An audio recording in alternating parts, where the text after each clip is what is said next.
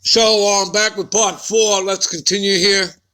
Oh, destroying mountain. I am against the old destroying mountain. All right. So again, that's the Lord saying that he's against, Mount Seir, that he's against the Edomites, right? Well, we just finished reading Isaiah 13, and the last thing I read to you was anyone who is attached to Esau will also suffer the same fate, all right? That you've chosen to take their side, right? So what does it say here in Isaiah 34, 5 and 6? Jump down to verse 8. For my sword shall be bathed in heaven. What is the sword of the Lord? Again, that thermonuclear fire from the ICBMs. Behold, it shall come down upon Idumea. Who is Idumea? You want to know? All right, they're just trying to trick you up. See here, Idumea H123, the Hebrew. Edom, you see? All right? See that? Edom, talking about the Edomites. And what does Edom mean? Red. See? The elder twin brother of Jacob, you see? That you know as the white man. You see? Edomites. That's Idumea. You see that? Got it, people? So we're talking about Edom. All right? Okay? So, for my sword shall be bathed in heaven, because the ICBMs go up into the atmosphere. All right?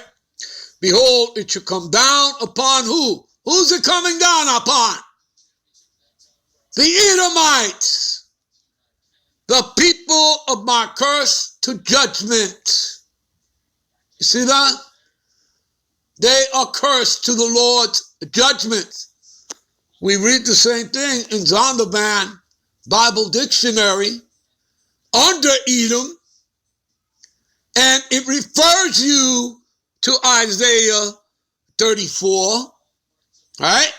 And it also refers you to Isaiah 63. All right? So, again, for my sword shall be bathed in heaven, behold, it shall come down upon Idumea, who it's talking about are the Edomites. All right? Esau, Edom. All right? That nation of people. All right? The people of my curse to judgment. And the sword of the Lord Yahweh is filled with blood, and it is made fat with the fatness and with the blood of the lambs and goats and with the fat of kidneys of rams. For the Lord Yahweh have a sacrifice in Basra. Basra is the capital of Edom. That's talking about America, Babylon the Great, people, and a great slaughter in the land of Idumea, Edom. Again, America, Babylon the Great. So you see, America, Babylon the Great is a sacrificial altar, a burning sacrifice, because he has been telling us he's going to burn this mountain and make it desolate and leave it, right, uninhabitable. You people getting the drift? You seeing the light? You understand? All right? So the Lord Yahweh have a great sacrifice in Basra. America, Babylon the Great, is going to be a burning sacrifice, a sacrificial altar unto the Most High. All right? See? And a great slaughter in the land of Idumea. All right? The land of Edom. Talking about America, Babylon the Great, people. All right? For it is the day of the Lord's vengeance, for the year of his recompense, for the controversy of Zion. Zion, you Negroes, Latinos, and Native Americans, you are people first before your place. So it is talking about you. You understand that? All right? And Zion is interchangeable with the name Jerusalem and Israel. All right? And we go to Isaiah 63, as the Zondervan Bible Dictionary will tell you to do. All right? See, who is it that cometh from Edom? All right? With dyed garments from Basra. So where are we talking about? America, Babylon the Great. All right? The valley of the shadow of death. This that is glorious in his apparel, talking about his chariot, traveling in the greatness of his strength, I that speaketh righteousness, mighty to save. That is Yahushua the Mashiach. His name tells you that. All right? That's what his name means. He saves. He delivers. He's the Savior. He's the deliverer. All right? Wherefore art thou red in thy apparel, and thy garments like him that treadeth in the wine fat. Okay? And again, this is parabolic, metaphoric, people. I have trodden the winepress alone, and of the people there was none with me, for I will tread them in my anger and trample them in my fury. What happens when you trample on grapes? There's a splattering, isn't there? Right? Okay? So again, I have trodden the winepress alone, right? People make wine out of grapes, right? You stomp on them, there's a splattering. Well, he's using that parabolically, metaphorically, as for all the bloodshedding that he's going to be doing. All right? And of the people there was none with me, for I will tread them in my anger. See, not love, people. He's not coming back here with love, hugs and kisses, flowers and candy. All right?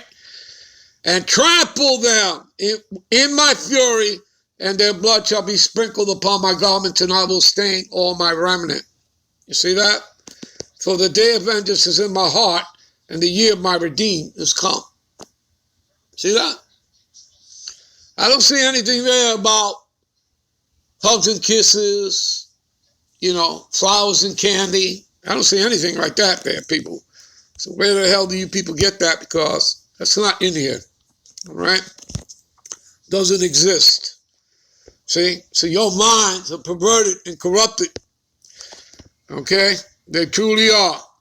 All right? Where are we here? Give me a minute. All right, back to Jeremiah 51. All right? So the mighty men of Babylon have forborne to fight. They have remained in their holes. Their might have failed. See? So America's military, again, they're going to be slaughtered. They're going to be annihilated. And again, you read that in an example, precept. Go to Revelations 12, 7 through 9. All right? Read that.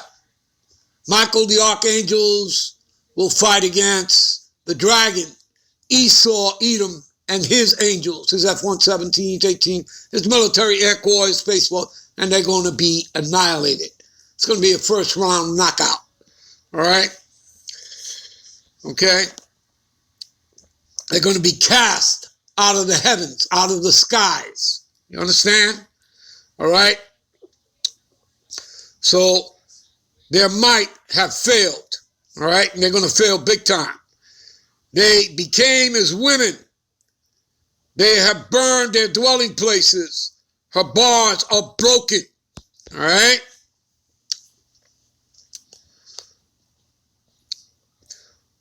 One pole shall run to meet another, and one messenger to meet another, to show the king of Babylon that his city is taken at one end. Okay? All right? The passages are stopped, and the reeds have burned with fire, and men of war are affrighted. You see that? For thus saith the Lord of hosts of armies. That's what hosts means, armies, and he's talking about his angels, okay, in the chariots, all right, that they call UFOs or UAPs, all right, the God of Israel, all right, and let me show you that, all right, that is talking about the Lord of hosts, meaning of armies, the Lord of Sabaoth. You see that? That which goes forth, army, war, warfare, hosts, army hosts. See? Host of organized army, the host of angels. You see? You understand, people? You get it? Right? All right.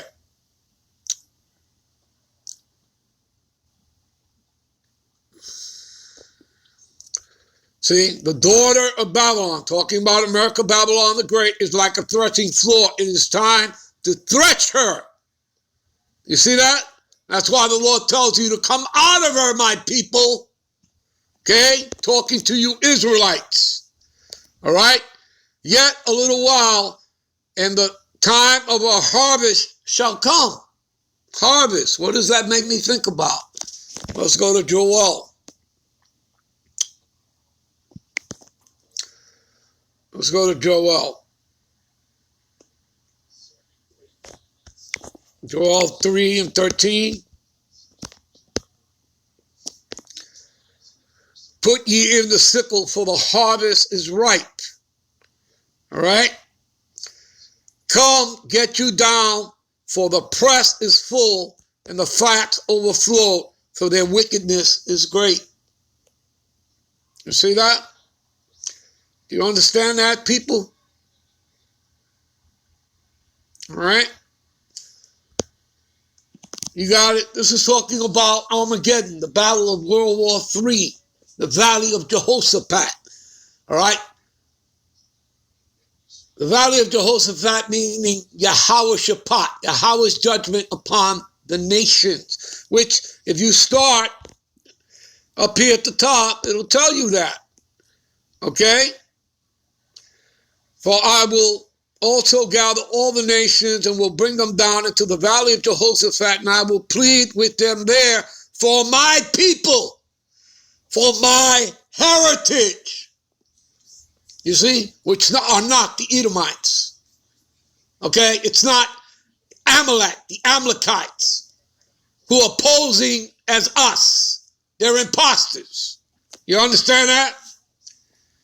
See, for my people, all right, my heritage, Israel, whom they have scattered among the nations and parted my land. Yeah, between them and the Palestinians, who go back to the Hamites. You understand? All right, they have cast lots for my people and have given a boy for a harlot and sold the girl for wine that they may have drink. Okay?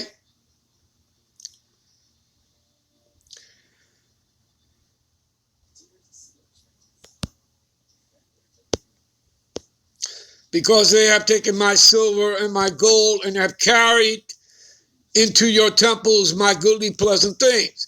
The children also of Judah and the children of Jerusalem, talking about the southern and the northern kingdoms, have ye sold unto the Grecians, unto the Edomites, that ye might remove them far from their border. We're far from their border, right? Because we're not in the eastern hemisphere, we're in the western hemisphere, right? So we're removed far from our lands. You understand, people?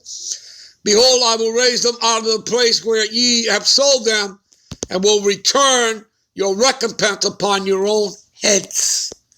And I will sell your sons and your daughters into the land, into the hand of the children of Judah, and they shall sell them to the Sabeans, to a people far off, for the Lord Yahweh have spoken it. See? Proclaim ye this among the Gentile nations, the Gentile heathen nations, right? Where Israelites were all scattered onto, right? Prepare war, wake up the mighty men, let all the men of war draw near, let them come up.